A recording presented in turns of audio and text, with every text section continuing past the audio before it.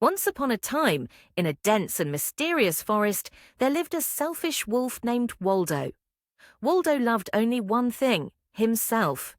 He spent his days prowling the forest, taking what he wanted and never sharing with anyone. If another animal needed help, Waldo would turn his back, pretending not to see. One chilly autumn morning, Waldo was wandering near a sparkling stream when he heard a soft voice. "Hello, young wolf," the voice said. Waldo spun around and saw an owl perched on a nearby branch. The owl was not just any owl. His feathers sparkled in the sunlight, and his eyes glowed with wisdom. He was the magic owl. "Who are you?" Waldo grumbled, not impressed by the owl's magical appearance.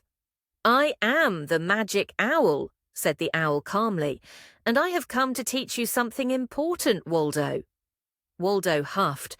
"I don't need lessons from anyone. I'm fine on my own. I don't need anyone else." The magic owl shook his head.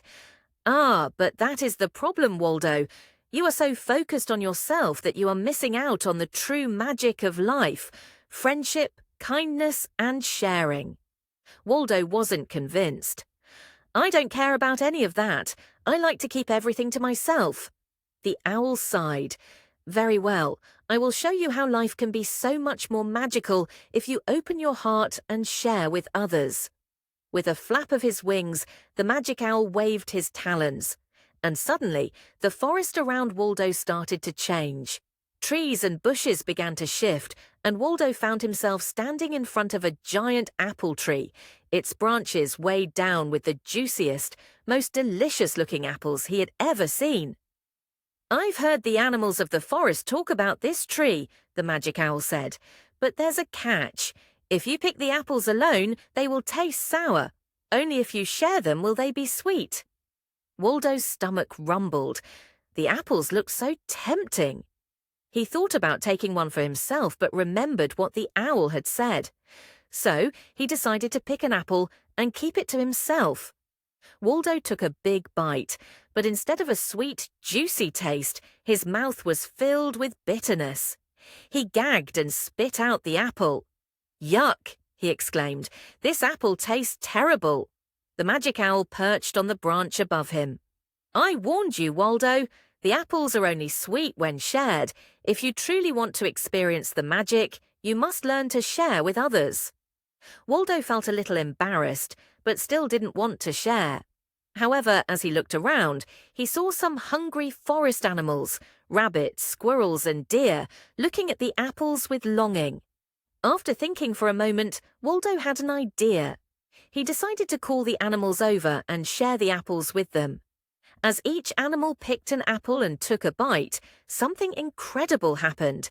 The apples began to sparkle and shine. Their sweetness was unlike anything Waldo had ever tasted. "Wow, these apples are amazing!" a rabbit exclaimed. "Delicious!" said a squirrel, smiling from ear to ear. Waldo took a bite of the apple he had shared, and to his surprise, it was the sweetest apple he had ever tasted. "This is incredible," Waldo said, his eyes wide. "I never knew how wonderful it could be to share." The magic owl fluttered down beside Waldo. "You see, Waldo, when you share with others, you not only make them happy, but you also experience a joy that you can't get from being selfish. Sharing is the true magic of the forest." Waldo nodded, feeling a warmth in his heart. "Thank you, magic owl. I think I've learned my lesson." From that day on, Waldo was no longer the selfish wolf of the forest. He shared his food, helped others when they needed it, and found joy in the friendships he had once ignored.